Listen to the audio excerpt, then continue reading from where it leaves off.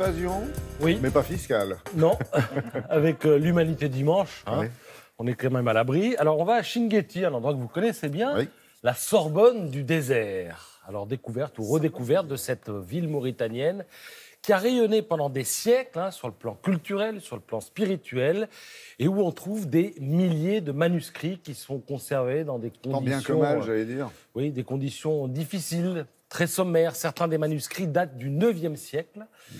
Et alors, ces manuscrits, d'où viennent-ils? Souvent, ils ont été importés par des pèlerins, parce que Chinguetti était un centre caravanier. Oui. Les pèlerins s'arrêtaient ici sur la route de la Mecque. C'est juste après la passe d'Amokjar. Voilà. Et ils racontaient leur périple qui parfois durait plusieurs mois. Alors là, on aperçoit la mosquée avec son minaret carré qui a été rénové récemment par l'UNESCO. Et ce qui est fascinant dans le récit que nous fait l'Humanité Dimanche, c'est d'imaginer que ces manuscrits ont été rédigés sur des peaux de gazelle, protégés par des couvertures qui, elles, étaient en peau de chèvre. Donc un peau de chèvre plus solide hein, que la peau de gazelle, apparemment. L'encre, à l'époque, utilisée, elle était composée d'eau, de charbon et de gomme arabique pour fixer l'écriture. Il ne faut pas oublier qu'il y avait une végétation à l'époque, hein, attention. Oui, et on utilisait aussi les plantes quand on voulait écrire en vert ou en bleu, ou l'oxyde de fer lorsqu'on voulait écrire en rouge. Quant à la plume, vous allez me dire, eh bien, c'était un roseau taillé en pointe. Et on le voit sur ces photos, en tout cas sur la gauche, la numérisation de tous ces trésors est actuellement en cours. Voilà, c'est à lire dans l'Humanité Pendant Dimanche. très longtemps, ils ont été conservés dans des armoires métalliques, vous savez, comme il y avait dans les administrations françaises coloniales. Oui. C'est vous dire. Alors, toute autre chose maintenant avec les 75 ans du Figaro littéraire. Pour fêter ça, eh bien, le Figaro littéraire propose un cadavre exquis. Alors là, petite parenthèse, qu'est-ce qu'un cadavre exquis? Non, c'est un jeu littéraire qui date de 1925, qui a été inventé par les surréalistes, notamment Jacques Prévert ou encore le peintre Yves Tanguy. Et le principe du jeu est le suivant, c'est-à-dire que chaque participant écrit à son tour une partie d'une phrase, hein, sujet, verbe, complément, mais sans savoir ce que le précédent participant a écrit.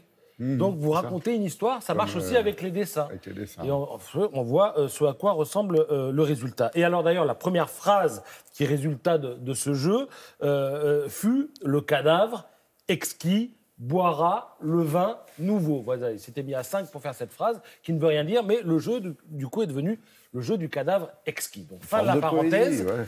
Et donc, pour fêter son anniversaire, eh bien, le Figaro littéraire a réquisitionné quelques 70 écrivains, parmi lesquels Leïla Slimani, Jean d'Ormesson, Éric Orsena, Irène Frein, qui ont pour point commun d'être des collaborateurs occasionnels du journal. Et chacun ne pouvait lire que la dernière phrase écrite par le précédent auteur. Alors, on va commencer par ce qu'a écrit Leïla Slimani au tout début. Elle écrit... Lorsqu'elle ouvrit le Figaro littéraire, elle eut un choc.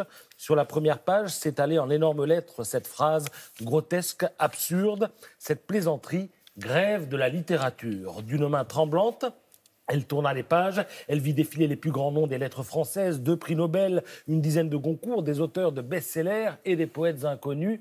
Tous le promettaient, fini les romans, plus d'histoire, il ne reprendrait la plume qu'à une seule condition. Et là, ça s'arrête. Patate chaude, qu'à une seule condition, eh bien, la patate chaude, elle la refile à Jean-Marie Roy, qui, lui, doit continuer et qui ne se démonte pas. Jean-Marie Roy, lui, a une seule condition, oui, parler d'amour, etc., etc. Donc, si vous voulez voir comment ça se termine, eh bien, vous achetez le bouquin, d'autant que les droits seront reversés à l'association Pour en sortir, qui propose de la réinsertion par la lecture.